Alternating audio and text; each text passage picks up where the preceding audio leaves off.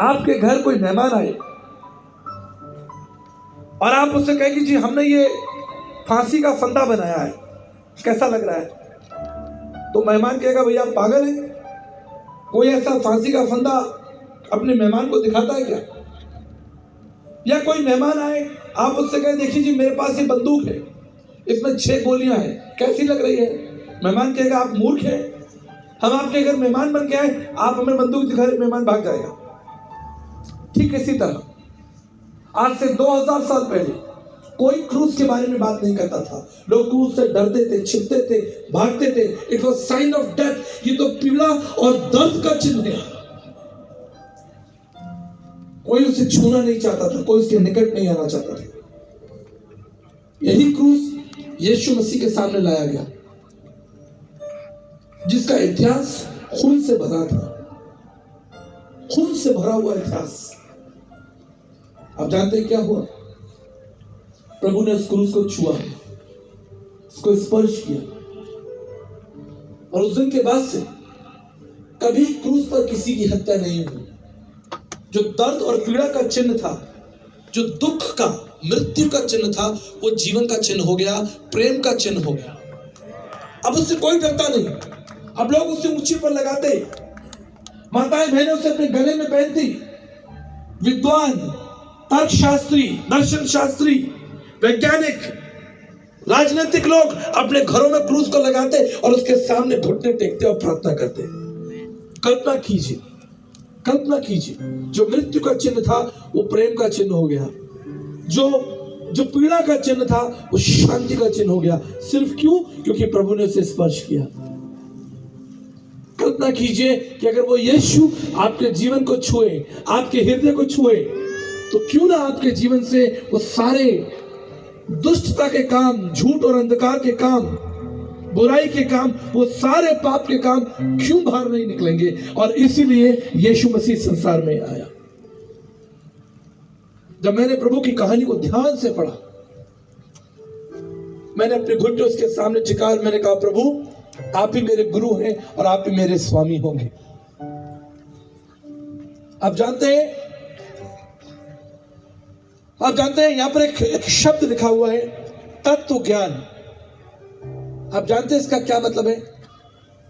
भारतीय दर्शन में तत्व का मतलब है आरंभ, जिससे चीजें आरंभ हुई हो। तत्व, सबस्टेंस, जिससे प्रकृति और संसार अस्तित्व में आया हो। एक ऐसा तत्व, उसका ज्ञान संपूर्ण मानव जाति को होना चाहिए। और आप जानते हैं वो तत्व क्या है? वो तत्व है परमेश्वर का वचन। परमेश्वर का वचन, पवित्र शास्त्र, बाइबल हमें सिखाती है कि आदि में वचन था, वचन परमेश्वर के साथ था। वो तत्व, वो सामर्थ परमेश्वर के साथ। पहला व्यक्ति जो चांद पर गया, first man who walked on the moon, पहला व्यक्ति जो चांद पर गया, जब वो वापस आया, ऐसे एक बड़ी सभा बुलाई गई। हजारों लोग नील आर्मस्ट्रांग को देखने के लिए आए।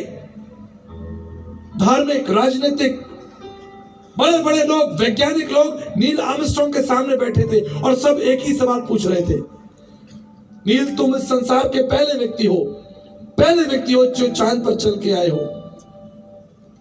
हमें बताओ चांद पर चलने का तुम्हारा अनुभव कैसा था? कैसा था वो अभ्यास? कैसा रहा जब तुम चांद पर चले? आप जानते हैं नील आर्मस्ट्रांग ने क्या कहा? नील आर्मस्ट्रांग ने कहा मनुष्य का चांद पर पहुंचना कोई बड़ी बात नहीं। मनुष्य चांद पर पहुंच गया, वो देखिए, ऊपर देखिए, मनुष्य चांद पर पहुंच गया, कोई बड़ी बात नहीं। बड़ी बात यह है कि जिसने चांद को बनाया था वो पृथ्वी पर चला था, उसका नाम यीशु मसीह है।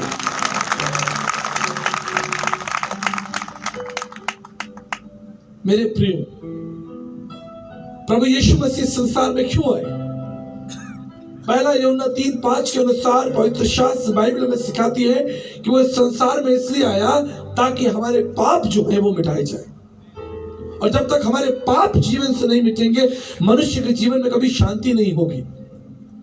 जिस शांति के लिए लोग पहाड़ों पर जा रहे हैं, जंगलों में जा रहे हैं, जिन शांति को प्राप्त करने के लिए लोग गुफाओं में छुप कर बैठे हैं, नदियों में जा रहे हैं, चट्टानों पर बैठे हैं, अपने शरीर को ताड़ना दे रहे हैं, हठ योग कर रहे हैं, अपने शरीर को कष्ट दे रहे हैं, आप जानते हैं वो शांति कैसे आएगी? वो शांति आएगी उस परमेश्वर के स्पर्श से। अगर आप अपने प्राण, शरीर और आत्मा को उस परमेश्वर को स्पर्श करने दें। बाइबल बताती है यशाया 6 अध्याय के अनुसार, यशाया जो परमेश्वर का दास है, यशाया परमेश्वर की उपस्थिति में खड़ा है और डर रहा है क्योंकि वो पवित्र परमेश्वर के सामने खड़ा है। उसका प्राण निकल रहा है, कह रहा है कि मैं पवित्र परमेश्वर के सामने मरा जा रहा हूं। Can we read Isaiah chapter 6 के आगे? I am dying in the presence of God. परमेश्वर की उपस्थिति में मैं मरा जा रहा हूं। यशाया 6 में स्वर्गदूत खड़े और कह रहे हैं पवित्र पवित्र पवित्र सेनाओं का यहोवा पवित्र पवित्र पवित्र। और तब क्या हुआ? तब क्या हुआ? एक स्वर्गदूत दौड़ कर गया और उससे परमेश्वर की वेदी से कोयला उठाया, चिमटे से कोयला उठाया और यशाया के होठों पर लगा दिया, स्पर्श किया उस तत्व को जिसमें सामर्थ्य है, उसमें आग है। उस कोयले से यशाया के होठों को छुआ और तब यशाया को चैन आया और शांति आई। मेरे प्रियो, मनुष्य जिस शांति को, जिस जीवन को ढूंढ रहा है, मैं आपको बताना चाहता हूं वो जीवन, वो शांति मनुष्य को ढूंढ रही है और उसका नाम प्रभु यीशु मसीह है। आप झोला लेकर परमेश्वर को ढूंढने निकले हैं। आप घर परिवार छोड़कर परमेश्वर को ढूंढने निकले हैं। आप देश और समाज छोड़कर परमेश्वर को ढूंढने निकले। आप जानते हैं आपको कुछ छोड़ने की आवश्यकता नहीं, छोड़ा तो उसने है जब स्वर्ग की महिमा को त्याग दिया और मनुष्य बनकर संसार में आया। क्रूस की भयानक मृत्यु को चखा, उस अपमान और पीड़ा को चखा। इसलिए कुलुस्सियों उसका पहला अध्याय बुक ऑफ कोलोसियंस चैप्टर 1 वर्स 15-16 में लिखा है, वो तो अदृश्य परमेश्वर का प्रतिरूप और सारी सृष्टि में पहलौठा है। अदृश्य परमेश्वर, तत्व परमेश्वर, जो एक शब्द था, एक ध्वनि था, सामर्थ्य थी, वो हमारे लिए मनुष्य बन गया। उसने मनुष्य रूप, मनुष्य देह को धारण किया। संसार की सबसे बड़ी मिस्ट्री है ये, संसार का सबसे बड़ा रहस्य है। संसार का सबसे बड़ा रहस्य कंप्यूटर, हवाई जहाज नहीं है, फोन नहीं है। संसार की सबसे बड़ी खोज विज्ञान की खोज नहीं है। संसार की सबसे बड़ी खोज है कि परमेश्वर मनुष्य बना और हमारे बीच 33.5 साल तक रहा और हमने उसकी महिमा को देखा। अदृश्य परमेश्वर का प्रतिरूप और सारी सृष्टि में पहलौटा। The God become man and dwelled among us. परमेश्वर मनुष्य बना और हमारे बीच में रहा। मेरे प्रियो, वो संसार में क्यों आया? एक दिन प्रभु यीशु मसीह जगई नाम के एक व्यक्ति के घर गए। लूका 19 के अनुसार ये जगई जो था एक दुष्ट व्यक्ति था, लालची व्यक्ति था। इसका जीवन अधर्म, अपराध और पाप से भरा हुआ था। ये दूसरों का पैसा लूटता था, बेईमानी करता था। लेकिन एक दिन उस पर एक भारी कृपा हुई। प्रभु यीशु मसीह उससे कहने लगे, आज मैं तेरे घर जाऊंगा। जगई हैरान हो गया और बैठकर खाना खाया। जगई ने प्रभु की बातों को ध्यान से सुना, जीवन की बातों को ध्यान से सुना। उस प्रभु यीशु को देखा, उसने बात करते हुए देखा, उसने उसकी आंखों को देखा होगा, उसके हाथ पैरों को देखा होगा, उसके विचारों को सुना होगा। और तभी उठकर खड़ा हुआ और उसने कहा, प्रभु मैं एक निर्णय लेता हूं, मैं एक निर्णय लेता हूं। मैंने जिसका भी जो कुछ लिया है उसको 4 गुना में भर दूंगा, अपनी आधी संपत्ति कंगालों को दे दूंगा। आप जानते हैं यीशु मसीह ने क्या कहा? यीशु ने कहा, आज इस घर में उद्धार आया है, आज इस घर में उद्धार आया है। मेरे प्रियो, प्रभु यीशु मसीह संसार में आपको उद्धार देने के लिए आए ताकि आपका नाम जीवन की पुस्तक में हो। क्योंकि एक दिन आप इस संसार से जाएंगे। आप किसी भी समाज, किसी भी जाति, किसी भी भाषा के व्यक्ति क्यों ना हो, आपका कुल क्षेत्र क्यों ना हो, एक दिन आपके शरीर से प्राण निकलेगा। लेकिन सवाल वही है, दुष्ट परमेश्वर की उपस्थिति में खड़ा नहीं रह सकेगा। दुष्ट परमेश्वर की उपस्थिति में खड़ा नहीं रह सकेगा। उस दुष्ट को क्या चाहिए? उस दुष्ट को परमेश्वर का स्पर्श चाहिए। यीशु मसीह संसार में क्यों आया? यीशु मसीह संसार में इसलिए आया ताकि आपके हृदय को स्पर्श कर सके, आपको एक नया कोमल हृदय दे सके, आपको जीवन दे सके। मेरे प्रियो, अभी हम गीत गा रहे थे, वो हमारे जीवन की ज्योति है, हमारे जीवन की रोटी है। जो उसके पीछे चलेगा वो कभी अंधकार में नहीं होगा। जीवन के सारे रहस्य खुलते जाएंगे, होगा। ये सारे भेद की बातें परमेश्वर का वचन क्या कहता है?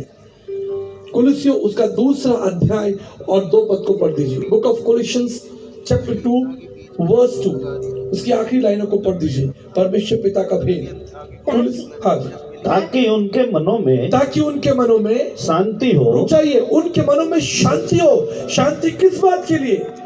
और वे प्रेम से आपस में गठे रहे, और हम प्रेम से आपस में गठे रहे, और वे पूरी समझ का सारा धन प्राप्त करें। और वो धन जो स्वर्ग से परमेश्वर ने आपको दिया है, समझ रूपी धन जो परमेश्वर आप, और परमेश्वर पिता के भेद को, हालेलुया, परमेश्वर पिता के भेद को, उस भेद को जिसे कोई मनुष्य नहीं जानता, उस भेद को क्या करें? अर्थात मसीह को पहचान ले। हालेलुया, स्वर्ग के परमेश्वर को धन्यवाद दे। उस भेद को आप पहचान लें कि परमेश्वर कौन है और उसने आपके लिए क्या किया है। दर्शन कहता है, प्रजापत यगा यज्ञसम यगो यगा तद्रक्त्रम परमात्रम पुण्यदान बलियागरम सर्व पाप परिहरो रक्त प्रक्षणम आविश्यम। समस्त मानव जाति के लिए परमेश्वर ने हमारे लिए रक्त बहाया है। परमेश्वर पिता का भेद, परमेश्वर पिता का रहस्य प्रभु यीशु मसीह, उसने स्वर्ग की महिमा को छोड़ा, इस संसार में मनुष्य बना और मनुष्य बनकर रहा, मृत्यु और पीड़ा को सहा, अपमान को सहा। आप जानते हैं उसके कपड़े उतार लिए गए। अगर आप बाइबल पढ़ें, आदम की वाटिका के अंदर जब आदम और हव्वा नंगे थे, तब परमेश्वर ने उनकी नंगता को ढका। लेकिन आगे चलकर क्या हुआ? जिस परमेश्वर ने समस्त मानव जाति की नंगता को ढका, बाइबल बताती है, इतिहास बताता है, लोगों ने उसके कपड़े उतार दिए, उसे नंगा करके क्रूस पर चढ़ा दिया। जीवन का दाता, जीवन का स्वामी, यह रहस्य है। वो जीवन का स्वामी क्रूस पर है, यह रहस्य है। केवल बुद्धिमान ही इसको जान सकता है। इससे परमेश्वर का वचन कहता है, स्वर्ग से उसने मनुष्य पर दृष्टि की। क्या कोई बुद्धिमान है जो इस भेद को जान सके? आम आदमी क्या सोचेगा? आम आदमी सोचेगा, अरे कोई भला मनुष्य था, उसे क्रूस पर चढ़ा दिया। आम आदमी सोचेगा, अरे उसने कोई बुराई की होगी, उसे क्रूस पर चढ़ा दिया। लेकिन जो बुद्धिमान होगा वो इस रहस्य को जानेगा कि ये जो क्रूस पर चढ़ा है, ये व्यक्ति कौन है? ये समस्त जगत का स्वामी है, ये सृष्टिकर्ता परमेश्वर है। वागे ब्रह्म शब्दों शब्दाक्षर परम ब्रह्मा, आदि में वचन था, वचन परमेश्वर के साथ था, और वो वचन देहधारी हुआ, और वो वचन हमारे लिए क्रूस पर चढ़ाया गया।